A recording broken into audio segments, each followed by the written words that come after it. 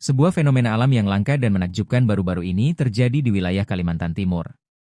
Kawanan ribuan ikan secara mengejutkan memenuhi permukaan Sungai Beloan yang terletak di Kampung Muara Beloan, Kecamatan Muara Pahu, Kabupaten Kutai Barat. Kehadiran ribuan ekor ikan yang muncul secara bersamaan ke permukaan air ini langsung menjadi pusat perhatian luas.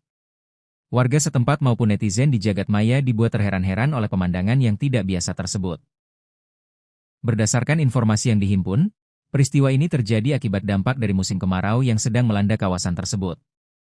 Cuaca panas yang berlangsung cukup lama memicu perubahan kondisi lingkungan sungai secara signifikan. Suhu udara yang tinggi menyebabkan debit air di Sungai Beloan menurun secara drastis hingga mencapai titik terendah.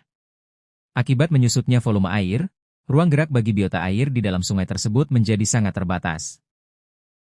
Kondisi kedalaman air yang berkurang memaksa ribuan ikan di dalam sungai keluar dari habitat dalamnya. Kawanan ikan tersebut akhirnya terlihat berkumpul dan berdesakan di permukaan air untuk bertahan hidup. Fenomena ini mendadak viral setelah sebuah video amatir diunggah oleh akun TikTok Revi Mirahmi pada Rabu, 15 Juli 2026. Unggahan tersebut langsung disaksikan oleh ribuan pengguna internet tak lama setelah ditayangkan. Kehebohan di dunia maya semakin meluas setelah akun Instagram Informasi Daerah Kaltimku mengunggah ulang video tersebut.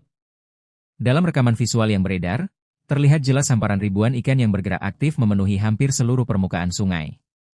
Pemandangan yang sangat langka ini sontak menarik perhatian warga dari berbagai kampung sekitar.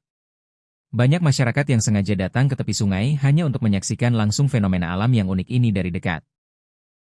Menurut keterangan dari informasi yang beredar pada unggahan tersebut, kondisi ini sebenarnya merupakan siklus tahunan.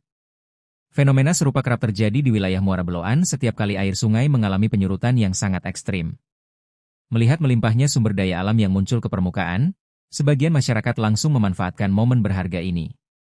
Warga berbondong-bondong datang membawa jala dan ember untuk menangkap ikan dengan sangat mudah sebagai berkah di musim kemarau.